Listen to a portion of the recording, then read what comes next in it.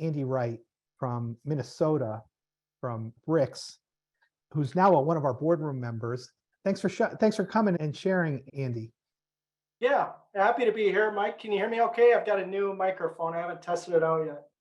You sound good. You sound good. Good. And thanks for referencing Minnesota, the best state in the union.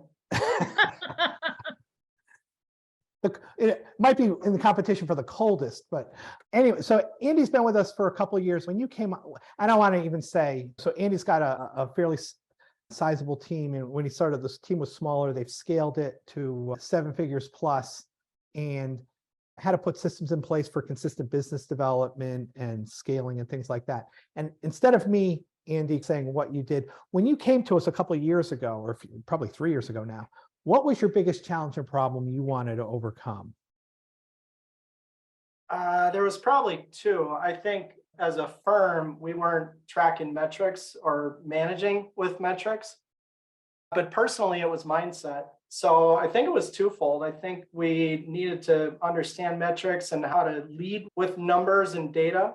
But for me personally, there was a lot of mindset issues, and working through the mindset stuff with the mindset coaches is arguably has been equally as important, if not more. A twofold answer there. What was like where were, like, from a thinking standpoint, what was that, as I use the word, what were the thoughts that were providing friction, the stories you were telling yourself in your head? I just thought everything was hard. And I think it's because I didn't have a system. So trying to, what do they call it? Some type of tax, right? Where I needed some systems and processes. It was stressful trying to create the wheel from scratch. So as soon as I had some tools, some documents, some training, some systems, some processes to put in place for things like hiring, training, retention, everything fell into place. So from a mindset standpoint, I think I thought everything was hard. And so I had to redefine all of these things as easy, but in order for them to be easy, I had to have the tools to make things easy. And what was the first area you tackled? Because you talked about a bunch of things: metrics, hiring, onboarding, training. From a standpoint of, what was the first decision you made that had to be easy? Was it metrics and revenue predictability for your team? Yeah, it was metrics and revenue predictability. And I just started that out on my own desk and tracked it for 6 months, led by example. And then I shared the data with the team and it was, hey, look, this stuff works. And so I got the team on board with metrics, and it probably took 3 to 6 months, but I think quickly everybody realized that we can lead with the carrot, not the stick, because when they understand their metrics, they can see their earning potential. They have a better understanding of how they can win versus just guessing at what's coming down the pipe. So for us, the metrics created more of a positive environment. And again, as leaders, it made it so that we could lead with more of the positive, motivational, pull them upwards versus push them and lead with the sticks. I would say probably the most important thing has been the metrics. And that's really been related to the mindset stuff, because everything feels easier now that we're able to lead by data, not drama. We're able to eliminate a lot of the distractions and a lot of the non-data stuff. And it's just created a much more positive and fluid work environment. So from a culture standpoint, the metrics have done a lot for us there too. Yeah, and I'm going to ask you this question because one of the big challenges we have, and you might even had it a little bit because, like you said, I played with it on my desk first. And there's no problem with that. But when they're trying to scale, if they have existing team members, I already have these people, I haven't tracked their metrics. They're going to think I'm micromanaging. Did that ever come across to your team members that you were micromanaging them? No, because the way that we presented it was, you're already doing the work, so you really have nothing to lose, right? Like, you're already doing RPs, MPs, you're already doing subs and placements. So we're going to start doing the tallies, but really it's not a pain in the neck. It's just a few more seconds in your day. And our senior people got on board, even the people that had been with me for 5, 6 years without tracking metrics. We even got them on board, and they helped pull in the others. I thought it was going to be harder than it was, but once we got started, and especially since we ran me as the pilot, and then we were able to provide that data back to the team, it really wasn't a big deal. Awesome. What was one other thing after you got that in place that you transitioned your belief from hard to easy, and how did you put that in place? when we started to analyze the numbers, we started to realize how important the metrics were for work-life balance, quality of life.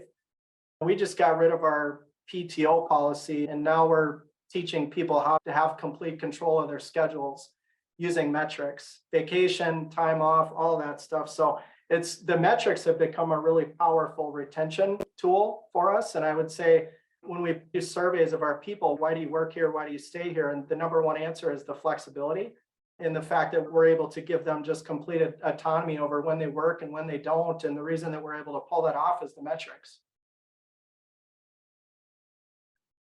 Okay, awesome. I don't know, Kathleen, any questions come up for you? I know you worked with Andy when he first started with us.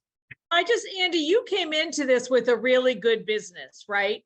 And we were talking earlier with the folks who are joining us here today about how you can be at levels of your business and you could settle there, right? You had a good business, you could have settled, but you had a yearning for something else. Tell us about what that gap was, what that aspiration, what that desire was that made you say, I'm coming in to do the work.